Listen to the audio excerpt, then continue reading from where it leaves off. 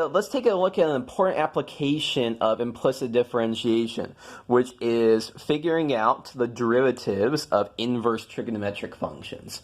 So by the end of this video, we will be able to say what's the derivative of the inverse sine of x, and also other inverse trigonometric functions. Here's an example of what we're going to be doing. So this seems like a weird question, but actually with implicit differentiation, it goes really, really quickly. I'm kind of impressed at just how short it takes to derive this. So if we say that y is equal to the inverse sine of x, well, this is equivalent, after rearranging, to saying that sine of y is equal to x, assuming that we're taking care of our domains here and stuff like that. This is equivalent. And so what we're going to do is, well, let's take the derivative with respect to x of both sides of this equation. So by now this should be standard here. The derivative with respect to x of sine of y. So derivative of sine is cosine y, but we're taking a derivative with respect to x. This is written in terms of function y, so chain rule, implicit differentiation, says we have to multiply that by dy dx. On the right-hand side, the derivative with respect to x of x is 1. So what do we have? Dy dx is cosine y, so dy dx times cosine y is equal to 1. So dy dx is equal to 1 over cosine y. So here is, in some sense, here is in some sense our answer.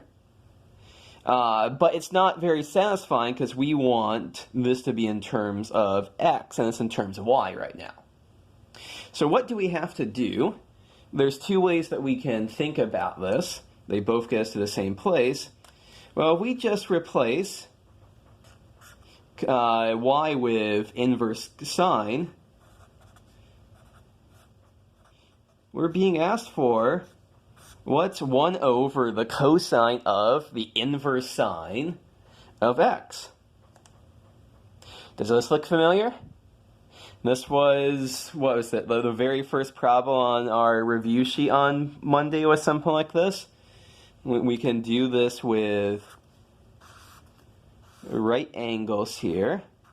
So if we draw this theta, so that theta is the inverse sine of x, that would correspond to sine is opposite over the hypotenuse.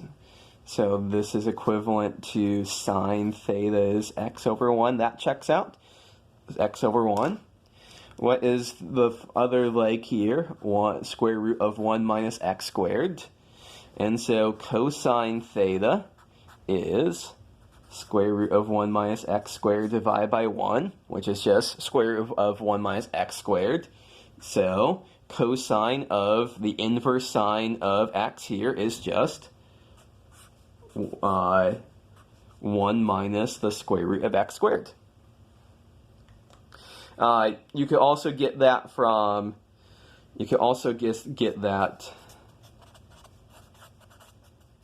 from the Pythagorean theorem by doing cosine squared x plus sine squared x is equal to 1.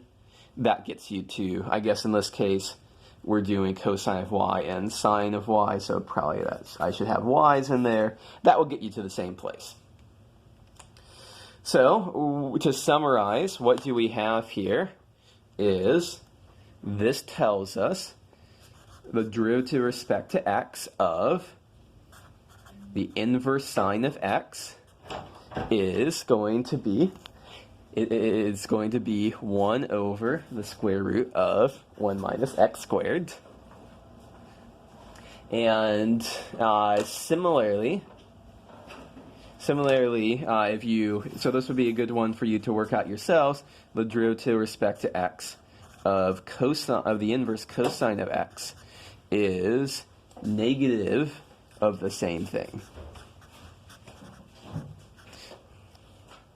So again, check for yourself that you work out to get the same thing. Okay, to wrap up this video, let me also mention that in addition to inverse sine and inverse cosine, we can do this for the other four inverse trigonometric functions. So let me write down their derivatives.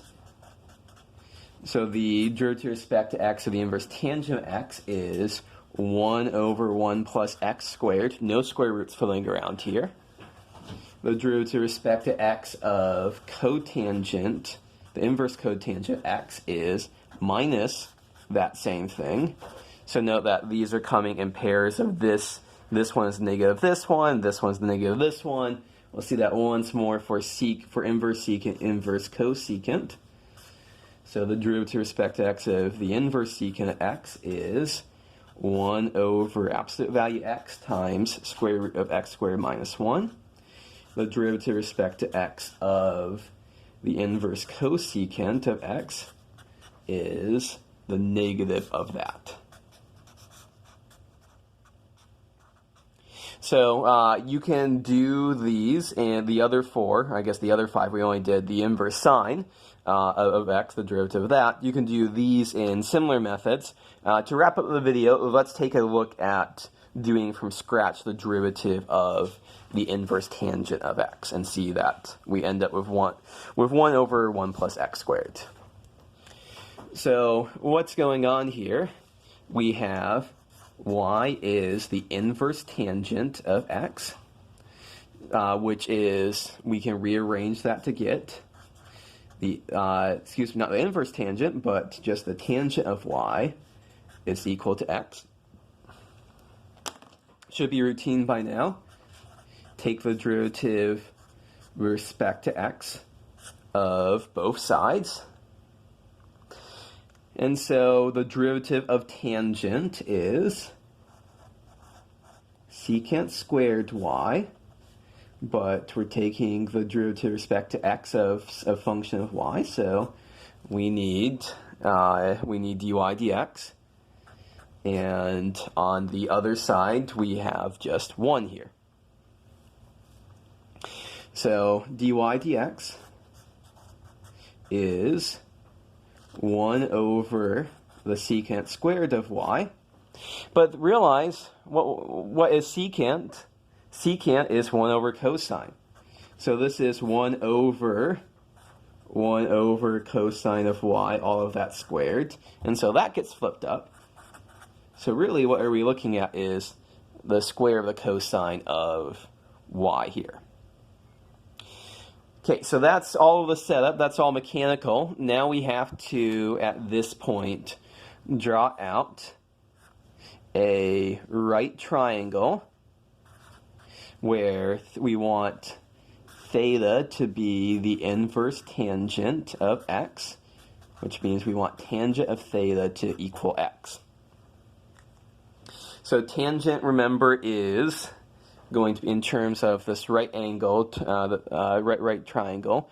Tangent is going to be opposite divided by adjacent. So if we make this x and make this 1, then yes, we end up with the tangent of this angle theta is x over 1.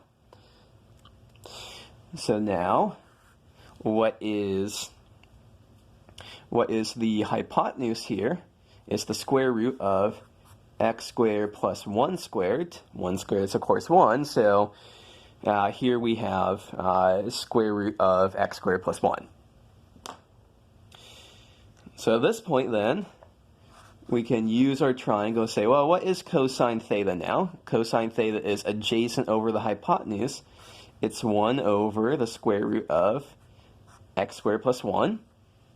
And so then we can use that down here, that the cosine here is 1 over square root of x squared plus 1. And we want to square all of that. So at the end of the day, we just end up with 1 over x squared plus 1. And hey, take a look. That is, oops, wrong slide. That is exactly what we have. I guess I wrote it in opposite order, 1 over 1 plus x squared. That's a little bit more usual, but hooray, that all checks out. So that's how we use implicit differentiation to figure out what's going on with derivatives of inverse trig functions.